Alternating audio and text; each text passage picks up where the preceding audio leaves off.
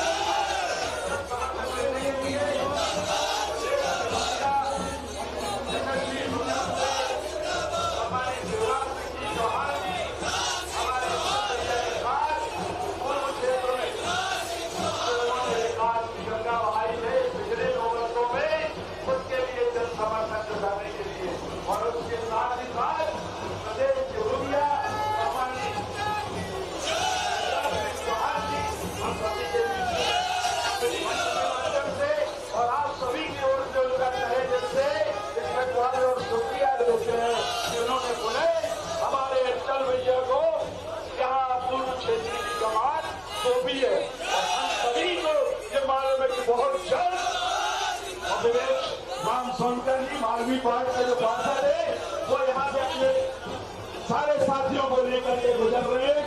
पुष्पमालाओं के ये भी हकदार है क्योंकि इस सारे काफिले के भारत माता की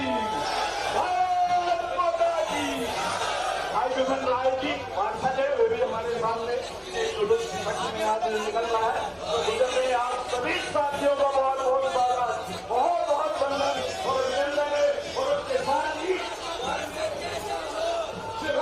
चौहान जी को बहुत बहुत धन्यवाद जिन्होंने हमारे अंचल भैया को अपना यहाँ पूर्व क्षेत्र का प्रत्याशी बनाया है। बहुत बहुत धन्यवाद। जवाब सिंह जी जिंदाबाद, जवाब सिंह जी जिंदाबाद, अंचल भैया जिंदाबाद, अंचल भैया जिंदाबाद, अविनाश जी जिंदाबाद, अंचल भैया जिंदाबाद।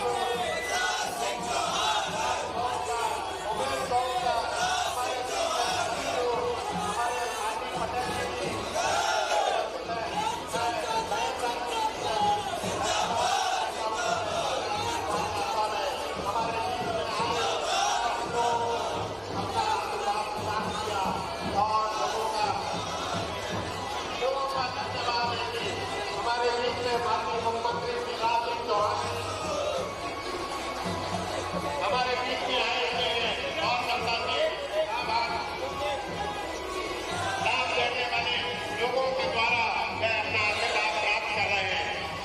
मध्य प्रदेश शासन द्वारा जो योजनाएं जो मध्य प्रदेश की जनता के लिए चलाई गई थी, जिनको लोगों ने हमारे उसका लाभ उठाया है और उतना करने के बावजूद भी माननीय मुख्यमंत्री जी उनके घर में जाकर उनके क्षेत्र में जाकर उनसे आशीर्वाद दे रहे हैं।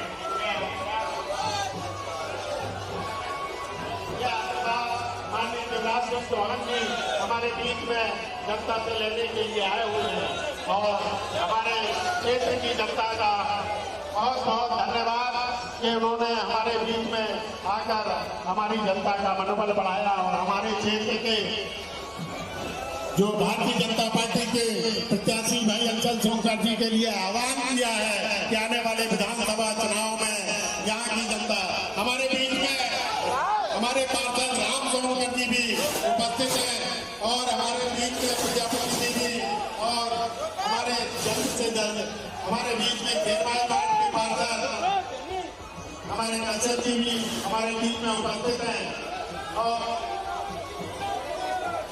मैं पूर्व मंडल अध्यक्ष माननीय संतोष जी से भी निवेदन करूंगा कि वह मंच पर आए और हमारे सोनी जी, कमलेश जी, ज्ञान जी, सुनील भाई हमारे मंच पर आए और माननीय मुख्यमंत्री जी का मंच के माध्यम से स्वागत करें और हमारे बीच में माननीय शिवराज सिंह चौहान जी ने जन आशीर्वाद यात्रा स्वरूप जनता के बीच में आए और आशीर्वाद देने के लिए माननीय अंचल जी का निवेदन है कि वह माननीय शिवराज जी को पगड़ी पहनाने की अनुमति दिलाए। माननीय अंचल जी का निवेदन है माननीय अंचल जी से निवेदन है कि माननीय शिवराज जी का धन्यवाद देता हूँ कि वह हमारे बीच में आए। मैं राकेश भाई जो हमारे क्षेत्र के माननीय अंचल सोनकर जी जो प्रत्याशी है, अविनाश पांडे जी जो हमारे पहले उनका धन्यवाद देता हूँ हमारे बीच में आए। सिंह जी जो कमलपुर जिले के सांसद है और हमारे बीच में माननीय Shivraj ji Jan Ashirwad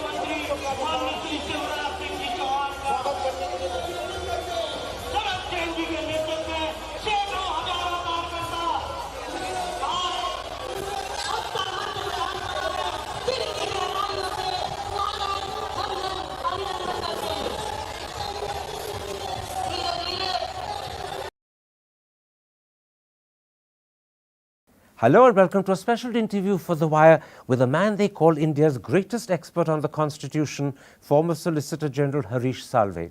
Today I shall talk to Mr. Salve about the constitutional changes in Jammu and Kashmir. Mr. Salve, let me make clear, I'm not talking about the politics surrounding what's happened in Kashmir, nor am I talking about the desirability of what's been done. I'm strictly limiting myself to the legality and constitutionality of what the government's done. And let's start... That's the limit of my intellect. Let's start with Article 370. It's widely said that it's been abrogated, but in fact it hasn't been. What's done is that provisions of 370 have been used to de-operationalize 370. And so I want to start by asking you, how do you respond to the view that this is a constitutionally incorrect use of these provisions? So, the one question which needs to be addressed is when 370 was framed, in sub-article 3, the framers of the Constitution used the word cease to operate. They contemplated a situation where, without amending the Constitution, 370 would be decommissioned. But there was a catch, with the concurrence and at the request of the Constituent Assembly. Not request, concurrence of the prior of the Constituent Assembly. That raises a very interesting question. Does it mean that once the Jammu and Kashmir Constitution is framed, 370 could never be operational, a decommission? Because if you go by the conventional argument, and I see the point against what government has done, and I don't agree with it, and let me tell you why. The point against what government has done is there is no Constituent Assembly. Forget the question of whether State Assembly should have done it or Parliament acting under emergency powers of 2018 should have done it. There is no Constituent Assembly. So there are three ways in which one can look at it. Absent Constituent Assembly, 370 sub-article 3 itself becomes defunct. 2, absent Constituent Assembly, the proviso becomes defunct. And third is, absent Constituent Assembly, one must construe it as successor. unless you go to the extent of saying absent constituent assembly, the proviso renders the whole provision defunct. On either of the other two views, the proviso is The provision Supreme is Court in available. 2018, and I think the judge concerned was Rohinton Nariman, actually ruled that since the Constituent Assembly had ceased to exist, there was no way that Article 370 could be revoked. That was an observation in a different context. But it was said nonetheless. No, it is not a, it's in a different context, an argument was made. This was not the issue. The real issue today is something else. The word Constituent Assembly has been substituted for State Assembly. Now somebody has to test whether that is rightly or wrongly That's done. precisely what I want to come on, because this is what I meant when I said that the provisions of Article 370 have been used effectively to de-operationalize it. What the government did was to take clause 1D, which gives the president the power to apply other provisions of the constitution to Jammu and Kashmir with exceptions and modifications as he wants. That phrase, other provisions, clearly suggests it doesn't apply to 370. Yet the government has cleverly used it to amend 367 and then applied that amendment back to 370 and as a result de-operationalized it. And people say this is trickery, it's constitutional legerdemain. It's been done second time, not the first time. The first time it was done is when Sadar-e-Riyasat was substituted with governor by amending 367 through the mechanism of 371D. So there's a precedent. Yes. So if that And the Supreme precedent Court is established as correct, this is correct too. And the Supreme Court said, absent that, we would have had to construe, we, i.e. the court would have had to construe whether the governor is the successor to the Constituent Assembly, to the Sadar-e-Riyasat. If the president has done it by amending 367, that's another way of doing it. That is exactly the problem which had come up. So the government has traced its steps on precedent. Let me clarify this for the audience, because I think it's a very important point you're making. The argument that's been made against the way the government's done it is that there's an element of legerdemain and trickery because you use 370 to amend 367 and then you apply the amended 367 back to 370 to de-operationalize it. And you're saying precisely this mechanism was used when the government earlier changed Sadr-e-Riyasat into governor Yes. and Wazir-e-Azam to prime minister. That's right. And if it was acceptable then, the method has to be acceptable now. Because as a matter of existence of power, again, I'm very happy, Karan, that you started by saying we are not on the wisdom, the political correctness, etc., etc. We are on availability of power. If the power is available to use 371D to alter definitions, and definitions have not been created for the first time. 367 of the Constitution has a slew of definitions of constitutional expressions. So that's a feature of the Constitution. If it has been used before to alter definitions, it's been used again. Absolutely. And therefore, because there's a precedent, repeating the precedent cannot be wrong. And if the Power precedent, exists. If the precedent was wrong, it should have been struck down. Then, given that it was wasn't upheld. struck down, it's accepted. It was upheld. It was upheld. It wasn't just not struck down, it was upheld. Let me give you a second reason why people have grave reservations about the constitutionality of what has happened to 370. Keshavnand Bharati in 1973 ruled that Parliament cannot amend what's called the basic structure of the Constitution. And clearly, that was an attempt to put a statute of limitations on what Parliament can amend. Similarly, is there not a statute of limitations or a statute of limit on what 370 can amend? Can 370 be used in a crafty way to actually amend itself? So the short answer to that is, absent the word, the President may by notification cease the application of 370 or modify it. Absent that phrase in 370 sub-article 3, one could have argued there is an inherent limitation. When there is an express power to decommission article 370, how can you say there is an inherent limitation which cuts against the express power? The Keshwanand principle was power of Parliament to amend generally. They said you cannot amend the basic structure because the word amend itself has limitations. 370 sub-article 3 uses the word cease to apply. I take your point, and because the phrase is inherent in expressly inherent in clause 3 of 370. Therefore, it is not, you believe, a limitation on the extent to which 370 can be used. But let me pursue Yes. that point a little further, Yeah, and sure, then I'll sure. come back to Absolutely. There's a difference between the precedent which was upheld, which was cited in the case of Sadr Riyasat and the case of Chief Minister. There 370 was being used to amend another clause of the Constitution, but it wasn't necessarily being read back into 370. It would, 367, because the provision of 370 had a problem because of Sadr Riyasat being in 370. So the Sadr Riyasat got substituted by governor, which then came back into 370. So you're clarifying for me that precisely the same thing happened in the Sadr Riyasat case, and therefore you believe when it's repeated, let me in fact it's tell not you a breach of Keshav Bharti either. Yeah, the argument against is that, well, that was a change which would have been maybe made by the court. This is a change which the court would not have accepted. So we are back where we began. Power exists.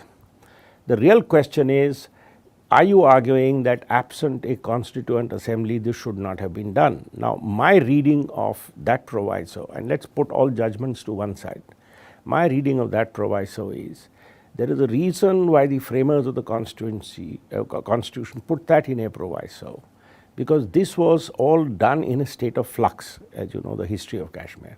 And it was possibly felt that it's a matter of months before even the final constitution of Kashmir comes to be written. All this will be resolved. Now, by efflux of time, it has fallen away. You can never have today a constituent assembly for Kashmir. A constituent assembly is beyond the constitution. This issue has been tested because one of the arguments used to be, if you want to fundamentally amend the constitution, other provisions, you must have a constituent assembly. Supreme Court has rejected So let me that. ask you this then. If this issue were to go to the Supreme Court, and it will because petitions along these already lines has. have been filed, and it has, what do you believe, as someone who studied the Supreme Court, will be the outcome? Will they go by the precedent of the Sadr Riyasat Chief Minister and say it's been done before, it can be done again? Or will they say, no, we believe this is a different, the root and mechanism may be the same, but the intention is different, and therefore on grounds of intention, which is to demolish the separate structure of Kashmir, we rule against it? So, I think what you are saying raises very fundamental questions of how the court will read this. And this is not an astrological prediction. This is just on my understanding of how courts will decide this, because sometimes, as we say, the decision of courts requires more an astrologer than a lawyer. My understanding, Karan, is if you see the larger picture, the courts have been very, very reticent, and we saw this when we had challenged the earlier reorganization of states, which had taken place in Andhra, the Andhra. Supreme Court has been extremely, extremely reticent in getting into reorganization of states, into relationship between union and states, into creation of states. Because these are... So you're suggesting primarily, that because they're reticent, they're unlikely to overturn this? They will not, where it comes to fundamental rights, where it comes to civil rights, where it comes to human rights, the court read the Constitution expansively